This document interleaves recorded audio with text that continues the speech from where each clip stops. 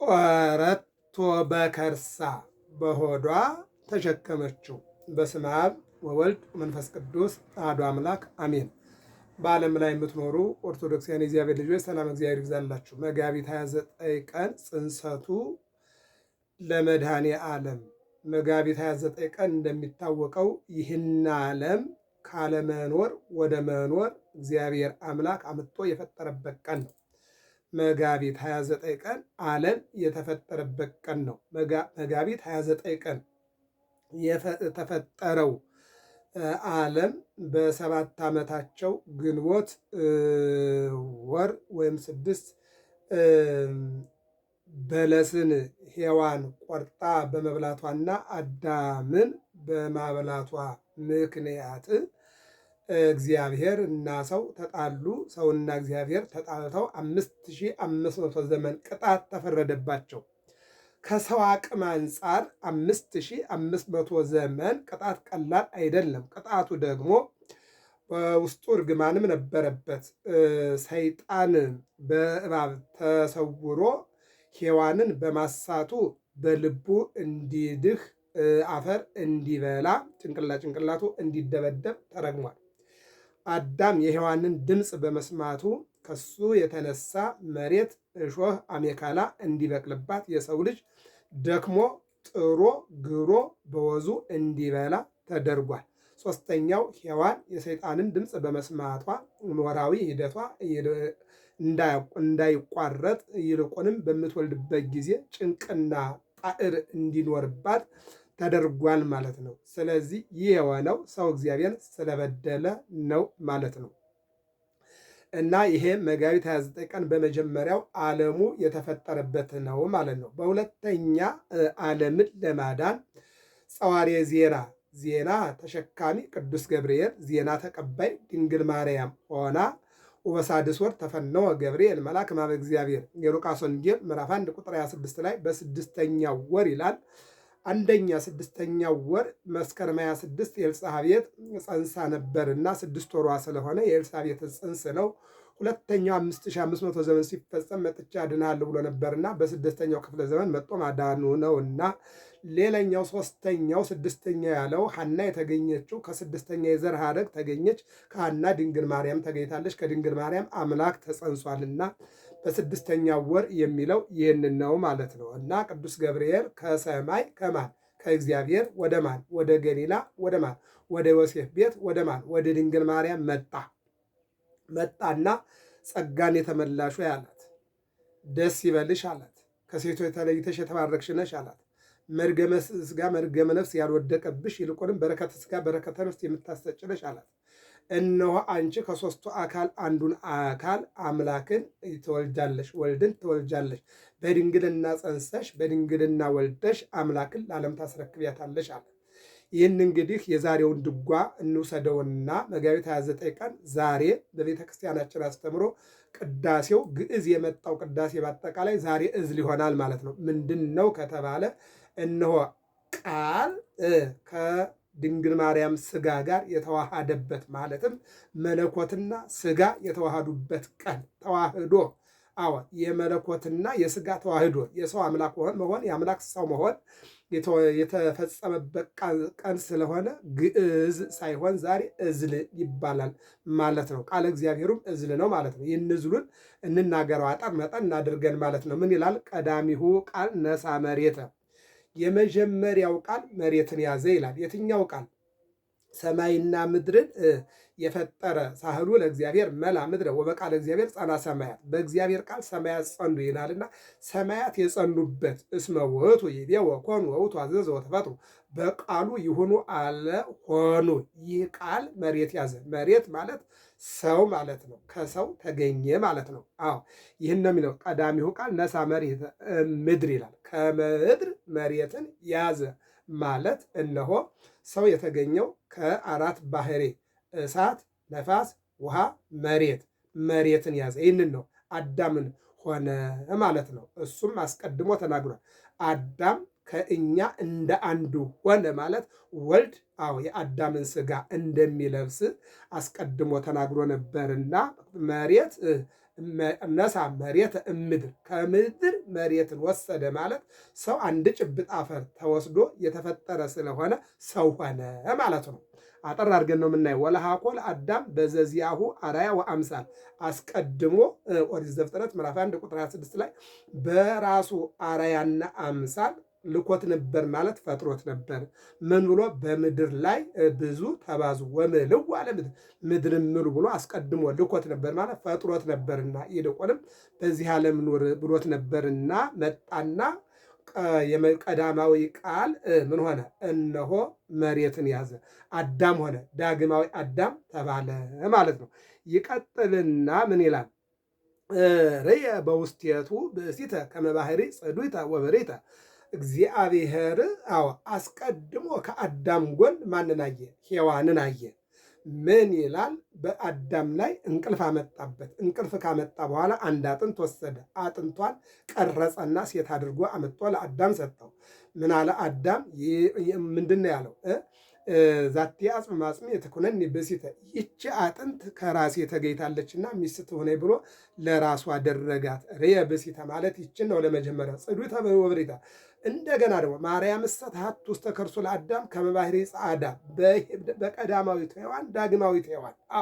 እነሆ ቅድመ ዓለም በአምላክ ሕሊና ታስባ የነበረች ምንድን ነው? እንደውም በድጓው ምን ይላል ቅዱስ ያሬድ? ዘእንበለ ይትፈጠር ሰማይ ወምድር ወዘእንበለ ትሳረር ምድረ ገነት። ገነት ከመፈጠሯ ወይም ከመሰራቷ በፊት ይልቁንም ሰማይና ምድር ከመፈጠራቸው በፊት በአምላክ ሕሊና ታስባ ይልቁንም ትመሰገን የነበረች ድንግል ማርያም ዓለምን ሲፈጥር ደግሞ በሥላሴ መንበር ነጸብራቅ የተቀመጠች ታቦት ዘዶር እንተ ይእቲ እግዝእትነ ማርያም ድንግል ማርያም። እንደገና ደግሞ በዘመነ ሙሴ ታቦተ ጽዮን ተብላ ምሳሌዋ የተሰጠች እንደገና በሐዲስ ኪዳን እነሆ 5500 ዘመን ቢፈጸም 15 ዓመት ሲቀረው ማኅፀነ ሐና የተቀረጸችና የተወለደች 15 ዓመት ሲሆናት አምላክን ጸንሳ ወልዳ አዲስ ኪዳን መመስረት እነሆ ምክንያት የሆነች ማናት? ድንግል ማርያም። ይህን ነው የሚናገረው። ምን አለ? ሁለት ነገርን ርዕየ በውስቴቱ ብእሲተ፣ ከጎኑ መጀመሪያ ማንን? ሔዋንን። እንደገና ደግሞ የሔዋንን ስህተት የምታነሳ ዋጋ የምትከፍል እንደገና ደግሞ የምታስታርቅ ድንግል ማርያምን ማርያም እሰትሐት ውስተ ከርሱ ለአዳም ከመ ባሕሪ ጸዓዳ። እነሆ በአዳም ሕሊና አንቲ ውእቱ ተስፋሁ ለአዳም አመ ይሰደድም ገነት፣ የአዳም ተስፋ የሆነች ድንግል ማርያምን አየ እያለ ቅዱስ ያሬድ በድጓው ይናገራል። ጽዱይተ ነፋ ድቃሰ በላዕሌሁ ወነቀለ አጽመ እማጽመ ገቦሁ ወነቀለ አሃደ እማጽመ ገቦሁ ወሃቦ ኪያሃ ከመ ትኩኖ ብእሲተ። ከአዳም ጎን አንዲት ሴትን አየ። በአዳም ላይ እንቅልፍ አመጣ። አንዲት አጥንትን ወሰደ፣ ሴትን አደረጋት፣ ሚስት እንድትሆነው ሰጣት። ማን ነው? ሚስት እንድትሆነው ሔዋንን ለአዳም ሰጠ። ኦሪት ዘፍጥረት ምዕራፍ 2 ቁጥር 24 ላይ ያለውን ነው አሁን እየተረጎመ ያለው የዛሬው ድጓ ማለት ነው። ይቀጥልና ምን ይላል? አይመራ ለሔዋን ወለደት ብዙሃን አሕዛብ 12 ነገደ።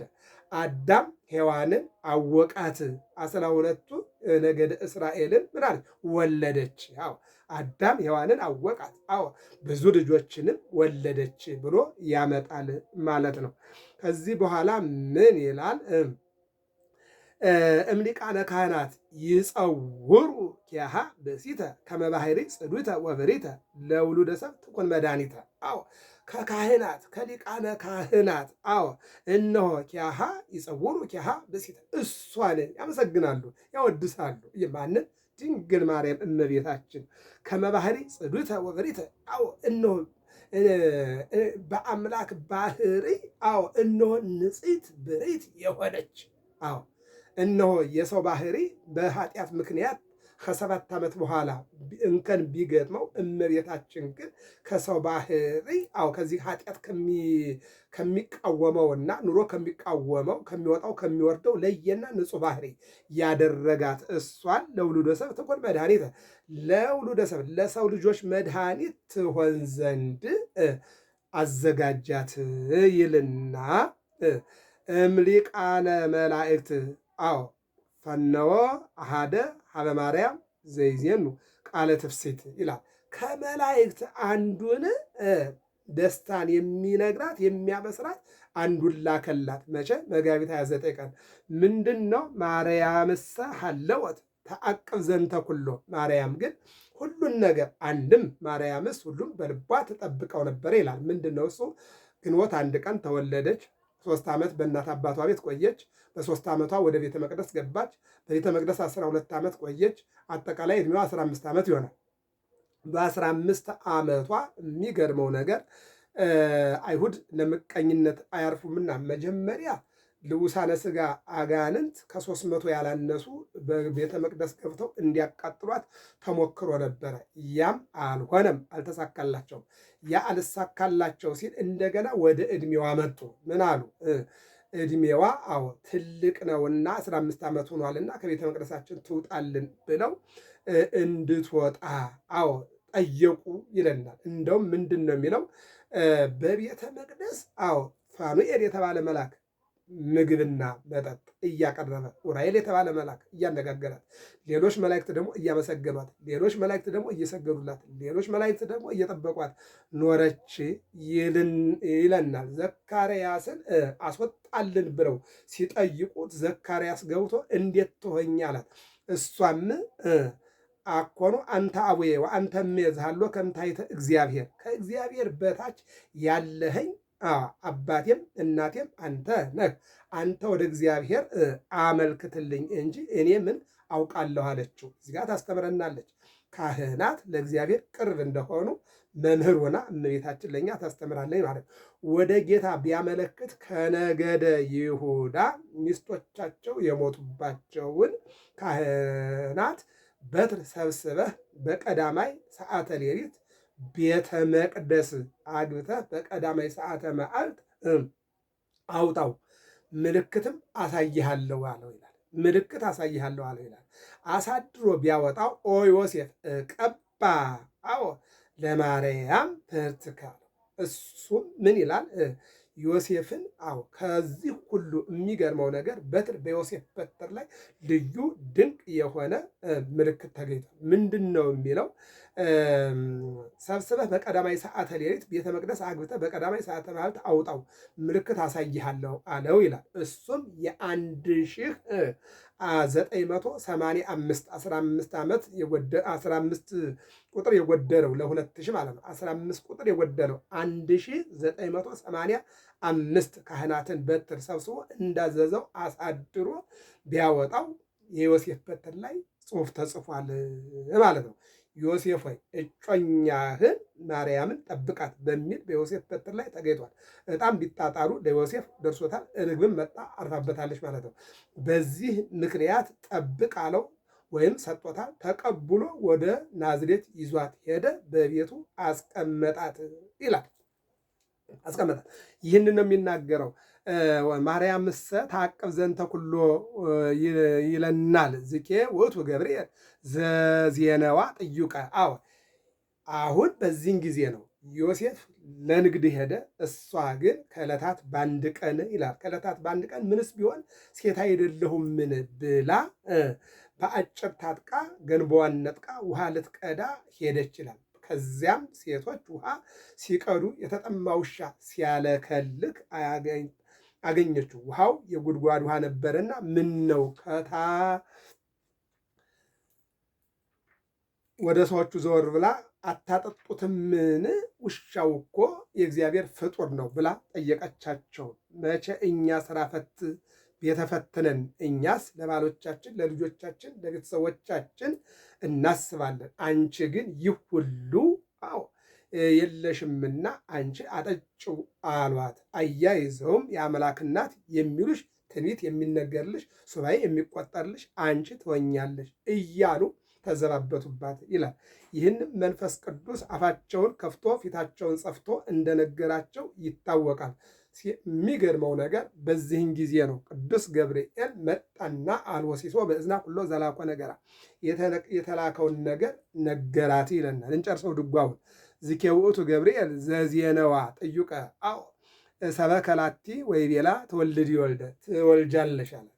ትጸንሻለሽ ትወልጃለሽ አላት። እንጨርሰው። ዘመልዕልተ ሰማያት ይነብር መንበሮ ወበታሕተ ምድር ይከይድ በእግሩ። ሰማይ ዙፋኑ ምድር መረገጫው የሆነለት መንበሩ በሰማይ መኖሪያው በሰማይ በእግር መረገጫ የሆነለት አዎ እነሆ አንቺ ይጸነሳል ከአንቺ ይወለዳል አላት። አውስአቶ ማርያም ወትቤሎ እፎ እክል ጸዊሮቶ ሰማይ ወምድር ዘኢያገምሮ። ማርያምም መለሰች፣ አንድም ድንግል ማርያም መለሰችለት። ምን አለች? አውስአቶ ነገረችው። አውስአቶ መለሰችለት። ማን? ድንግል ማርያም ምን አለችው? እፎ እክል ጸዊሮቶ እሱን መሸከም አምላክን መሸከም አምላክን መጽነስ አምላክን መውለድ እንዴት እችላለሁ? ለምን? ሰማይ ወምድር ዘኢያገምሮ ሰማይና ምድር የማይችሉትን እኔ እንዴት እችለዋለሁ? አዎ ሰማይ ወምድር ዘኢያገምሮ ኃይለ ልዑል እነሆ የልዑል ኃይል አዎ ይልቁንም ከሦስቱ አካል አንዱ አካል የሆነውን እግዚአብሔርን እንዴት መሸከም እችላለሁ ብላ ተከራከረችው ይላል። እሱ ግን ይሆናል አላት። የልዑል ኃይል አዎ ወደ አንቺ ይመጣል፣ ይልቁንም ስጋሽን ደምሽን ይከፍላል፣ መለኮት በአንቺ ስጋ ወይም ከአንቺ ስጋ ይዋሃዳል አላት። ደንገጸ ትምቃሉ ወሴነ ተናግሮ እስመ መለኮት ውስተ ከርሰሃሉ።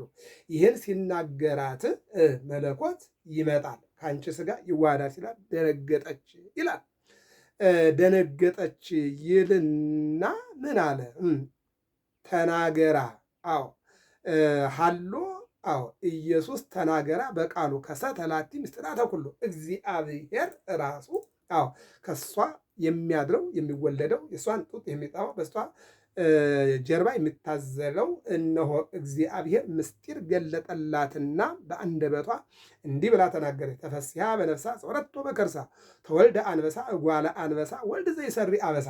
አዎ ኃጢአትን ይቅር የሚል አምላክ ከድንግል ማርያም ተወለደ። እሷ ግን ልጇን ወዳጇን መድኃኔ ዓለምን እንዴት መውለድ እንደምትችልና የእሷ አቅም እንዳልሆነ ነገረችው። እግዚአብሔር አምላክ ደግሞ እነሆ ለቅዱስ ገብርኤል ሲልከው እንዲህ አለ። አዎ እስመ ሐረያ እግዚአብሔር ለጽዮን እግዚአብሔር ጽዮንን መርጧታልና ወይቤላ አዎ ተወልድ ይወልደ አምላክን ትወልጃለሽ ብሎ ስለመረጣት የሚለውን ይናገራል ማለት ነው። በዚህን ጊዜ ምን አላት? ትጸንሻለሽ አላት፣ ትወልጃለሽ አላት።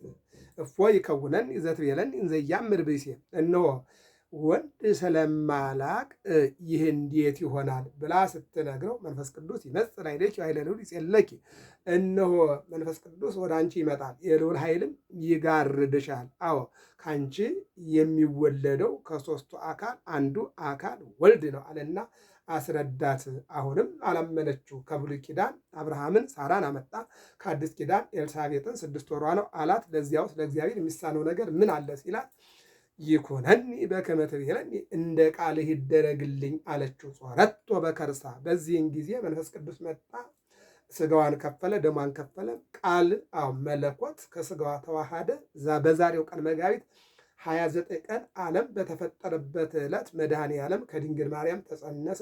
ታኅሳስ 29 ቀን ተወለደ ማለት ነው። ስለዚህ ዛሬ መጋቢት 29 ቀን የጌታችን የመድኃኒታችን የኢየሱስ ክርስቶስ ጽንሰቱ ነው ማለት ነው። ቅዱስ ገብርኤል በአምሳለ ሰብ አረጋዊ አዎ እነሆ ታያት እንዳደነግጥ ብሎ እንደውም ታሪኩ ይናገራል። እንዳታፈራም ደግሞ እነሆ አዎ ፍርሃትን ከውስጧ አስወግዶ እንድትቀበለውም ደግሞ እግዚአብሔር አምላክ አዎ በውስጧ ያለውን ፍርሃት አስወጥቶ እነሆ ይሁንልኝ ብላ አዎ እሱ ግን ኢትፍሪ ማርያም እስመ ረከብኪ ሞገሰ በእግዚአብሔር አዎ በእግዚአብሔር ዘንድ አዎ ባንቺ በእግዚአብሔር ዘንድ ባለሟልነትን አግኝተሻልና አትፍሪ አላት። መንፈስ ቅዱስ ይመጽእ መንፈስ ቅዱስ ባንቺ ላይ ይመጣል፣ የልዑል ኃይልም ይጋርድሻል። እነሆ ኤልሳቤጥ ስንኳን ካፈጀች ጧሪ ቀባሪ አጣለው ብላ ካዘነች በኋላ ጸንሳለች። ዘካርያስም እንደዚሁ ደስ ተሰኝቷልና አዎ እነሆ አንቺ ደግሞ እግዚአብሔር ፈቅዶ ማደሪያው አድርጎሻል፣ ስለዚህ ትጸንሻለሽ አላት። ይሁንልኝ አለችው። አካላዊ ቃል መጣና በእሷ ማህፀን ተጸነሰ። መጋቢት 29 ቀን ጌታ በድንግል ማርያም ማህፀን የተጸነሰበት ቀን ነው ማለት ነው። ሲያበስራትም ዘካርያስን ለምሳሌ አላምን ቢለው አፉ እንዲያዝ አድርጎታል። እመቤታችን ግን አላምን ብትለው አሳመናት እንጂ እነሆ ሌላ ያለው ነገር የለም ማለት ነው። እና 9 ወር ከ5 ቀን በማህፀንሽ ተወስኖ መወለድ ይሳነው መስሎሽ ነውን አላት። እመቤታችንም ጠንቅቃ ከተረዳች በኋላ ይኩነኒ በከመ ትቤለኒ እንዳልህ ይሁንልኝ አለችው። ጾረቶ በከርሳ ሰማይና ምድርን የፈጠረውን 20 ዓለማትን የፈጠረ እግዚአብሔርን ድንግል ማርያም በማኅፀኗ ወሰነችው። ገብረ መስቀል ሚዲያ ነው። ሰብስክራይብ፣ ላይክ፣ ሸር አድርጉ። ዛሬ መጋቢት 29 ቀን ትልቅ በዓል ነው። በኩረ በዓላት ነው። ትልቅ ቃል የማን አምላክ የተጸነሰበት ትልቅ በዓል ነው ማለት ነው። ትናንት ወዲያ እሑድ ዕለት ሆሳዕናን፣ እሑድ ዕለት በዓለ ስቅለትን፣ መጋቢት 27 ቀን በኩረ በዓላት ይሆን ትልልቅ በዓላትን አሳልፈናል። ዛሬ ደግሞ ዓለም የተፈጠረበት ዓለም ይድን ዘንድ መድኃኔ ዓለም የዓለም መድኃኒት የተጸነሰበት ታላቅ ዕለት ነውና ለዚህ ቀን እንኳን አደረሰን አደረሳችሁ። ገብረ መስቀል ሚዲያን ተከታተሉ። ሰብስክራይብ፣ ላይክ፣ ሸር አድርጉ። ሰላም እግዚአብሔር ከሁላችን ጋር ይሁን። ወስብሐት ለእግዚአብሔር።